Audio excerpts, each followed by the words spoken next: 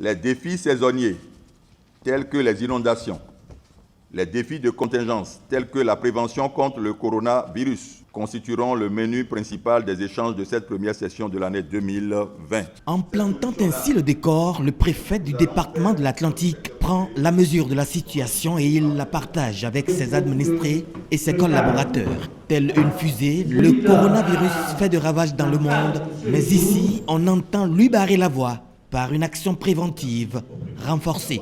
La carte des risques de notre département que vous maîtrisez dans chacune de vos communes, dans chacun de nos secteurs et dans nos différentes communautés nous oblige à l'action. Celle de promouvoir l'intégration de la prévention des risques et de la gestion des catastrophes dans les plans de développement des communes PDC de l'Atlantique. Celle d'identifier et de prévenir tout risque de catastrophe sur le territoire du département de l'Atlantique. Celle de nous préparer et de préparer les populations à faire face aux risques majeurs. Celle de coordonner les actions des équipes d'intervention spécialisées en cas de crise. Celle de veiller à la préservation de l'environnement. Celle d'organiser des exercices de simulation.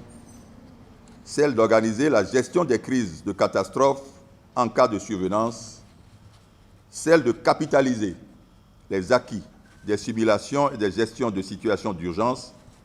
Et surtout, celle de mettre en exécution toutes les directives de la plateforme nationale présidée par le ministre de l'Intérieur. Nous sommes prêts quand même à jouer aussi notre partition.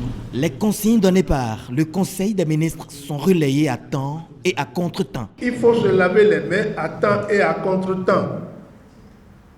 Il faut se laver les mains de façon abusive. Il ne faut pas permettre que des usagers rentrent dans vos services sans se laver les mains. Ce n'est pas bon. C'est un risque que tu vous fait courir. Quand il sort de là, il doit pouvoir se laver les mains également parce qu'il va quelque part.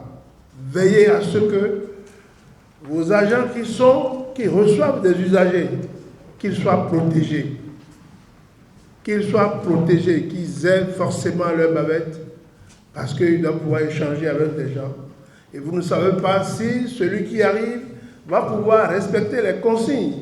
Si l'agent est devant un usager qui se met à éternuer face à lui, il aura contaminé si celui-là était porteur du virus. Alors je crois que ces mesures sont obligatoires pour chacun de nous.